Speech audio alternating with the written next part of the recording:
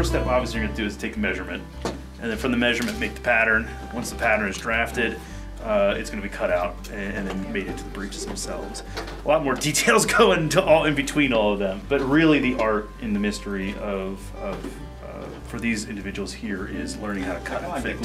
But for the art of the tailor's trade is the measuring. So the measuring is so critical. For an apprentice though, that's 7 years worth of mastery, that ability to measure, where here we have maybe 3 hours to teach that. We worked on drafting patterns. As tailors in the 18th century always worked flat. And then once the patterns were drafted, lay out the fabric, cut it out, and then begin sewing it together. So breeches themselves are in fashion for a very, very, very, very long time. But they change in style and shape. But by the 18th century, breeches cover the man from the fullness of his hips down to right below the knee. And they're very form-fitting. Compared to breeches, let's say, at Jamestown in 1607 or at Roanoke in North Carolina, where they're much larger and much more voluminous. Most men are wearing breeches on a regular basis. Because of that, though, it allows for different things to come about, to come into style, like leggings. You'll find men wearing leggings to keep, if it snows out, to keep it out of your shoe and keep off your stockings. You can see the pockets here, and they enter from the top.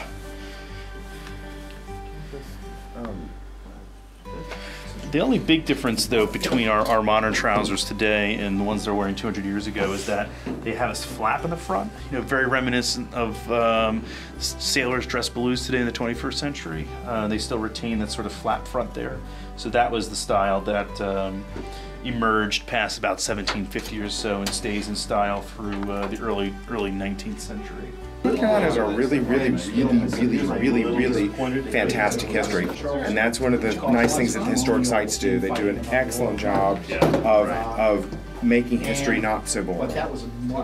And it's more fun when you work with a group of students and you're in costume. Most people who were in my station would have had 2 sets of clothes maybe. You have the clothes that you wear every day, and then you have the Sunday go to meeting clothes.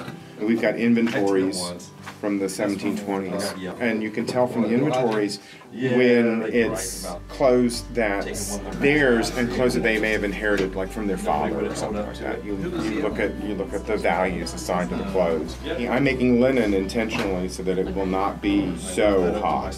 There were a lot of linen in the 18th century because it's very serviceable. Linen itself, because it is a bast fiber, so water is rushing up through the center of that plant. It doesn't insulate the body, so that's why it's so comfortable to wear in the summertime. That's why when you touch it, it feels so cool. But as technology advances, these cottons will replace the linens in the 19th century, moving from an HVAC-controlled building to an HVAC-controlled car to our office building. We don't necessarily have to worry about the climate any longer, except when we have to go outside every once in a while. But in the 18th century, you have a largely unheated house. There is no air conditioning, and so your clothing has to reflect that.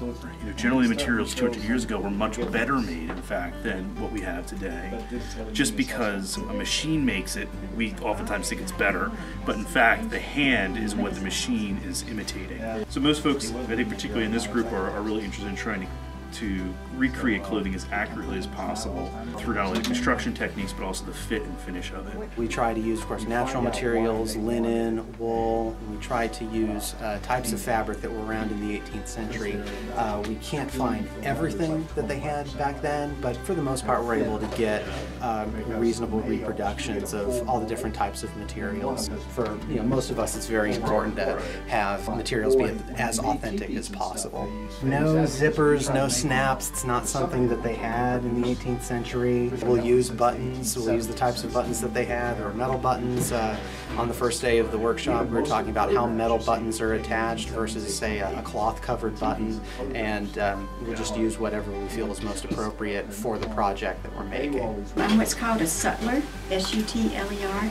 I'm a traveling vendor to historic reenactments and festivals and things, but this is going to teach me so much more about what the period look should be, and what the period techniques were, and how to reproduce them.